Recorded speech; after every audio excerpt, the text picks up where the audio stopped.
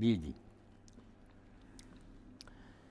ان دونوں میں ڈاکٹر صاحب فرق یہی ہے کہ واف ورنا تو ہے درگزر کرنا، معاف کرنا، مگر اس میں صرف یہی ہے کہ آدمی سزا نہیں دیتا، مگر یہ ضروری نہیں کہ اس کو معافی بخش بھی دیا، یعنی درگزر کرنا کچھ نہیں کہا، واغفر لنا کہ پھر سرے سے اس رنجش کو ختم کر دینا، اس پر خوش ہو جانا. تو واعف عنا نہ تو ہمیں سزا ہی دینا، درگزر کرنا. تو پھر یہ بھی نہیں کہ رہیں ناراض ہی مگر صرف کچھ نہیں کہا.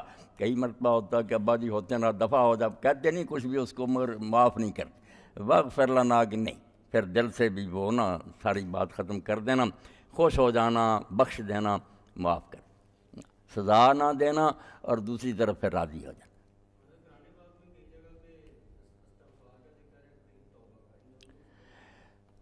یہ دونوں نہیں سب کبھی تو ایک دوسرے کے معنی پر مشتمل ہوتی ہیں. توبہ کہیں تو استغفار بھی آ جاتا ہے، استغفار کہیں توبہ بھی آ جاتی ہے اس میں. جیسے فقیر اور مسکین ہے کہ فقیر میں ہی مسکین آ جاتا ہے. مثلا اگر اکٹھے ہو جائیں پھر فرق کرنا پڑتا. توبہ رہنا پھرنا، پھر بات یہی ہے کہ پچھلے کی معافی، یہ تو توبہ ہو جائے گی کہ آدمی پچھلے گناہ سے باز آ گیا، چھوڑ دیے، توبہ کر لی، اللہ نے وہ توبہ قبول کر لی. اور استغفار پھر مغفر کہتے ہیں نا، جو سر پر خود ہوتا ہے اس کو کہتے ہیں.